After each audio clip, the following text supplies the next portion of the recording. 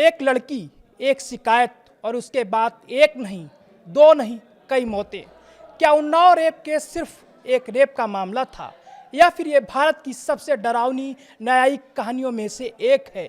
2017 में उत्तर प्रदेश के उन्नाव से शुरू हुई ये कहानी आज 2025 में फिर सुर्खियों में है। वजह दिल्ली हाई कोर्ट का फैसला। नमस्कार, मेरा नाम सौरभ शुक्ला और आप देख रहे हैं न्यूज़ 18 यूपी उत्तराखंड। ये कहानी सिर्फ अपराध की नहीं बल्कि न्याय, भय और दर्द की है।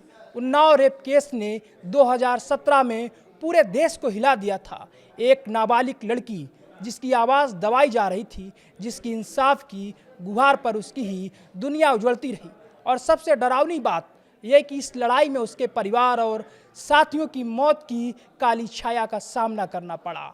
4 जून 2017 को लड़की अपने भविष्य और न्याय की उम्मीद के साथ तत्कालीन विधायक कुलदीप सिंह सेंगर के पास गई, लेकिन उसी दिन उसकी जिंदगी बदल गई। इसके बाद 11 जून को अचानक वह लापता हो जाती है। खोजबीन के बाद 20 जून को उसे बरामद किया गया, लेकिन सुरक्षा का कोई नामो निशान नहीं था। 3 जुलाई 2017 को परिवार के सुपुर्द होने के बाद पीड़िता ने अदालत में केस दर्ज कराने की मांग की, लेकिन न्याय की राह आसान नहीं थी। सबसे दर्दनाक मोड़ आया 9 अप्रैल 2018 को, जब पीड़िता के पिता हिरासत में मौत के घाट उतार दिए गए। उनकी देह पर या उनके शरीर पर 14 गंभीर चोटों के निशान मिले। ये मौत सिर्फ एक हादसा नहीं थी बल्कि एक डरावनी साजिश का हिस्सा थी। पिता की मौत ने लड़की और उसके परिवार की दुनिया ही बदल दी।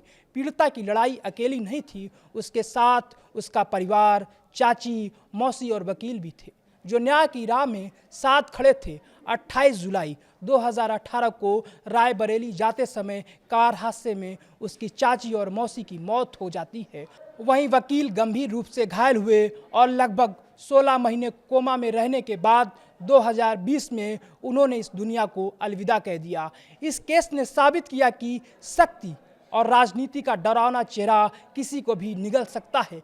गवाहों की मौत, धमकियां और केस की संवेदनशीलता ने पीड़िता की जिंदगी को एक डर में बदल दिया। इसके बावजूद उसने हिम्मत नहीं हारी और न्याय की लड़ाई जारी रखी। 2019 में कुलदीप सिंह सेंगर को नाबालिग के साथ बलात्कार के मामले में उम्र कैद की सज़ा सुनाई गई। इसके अलावा पिता की हिरासत में मौत के मामले में भी उन्हें दोषी ठहराया गया और 10 साल की सज़ा मिली।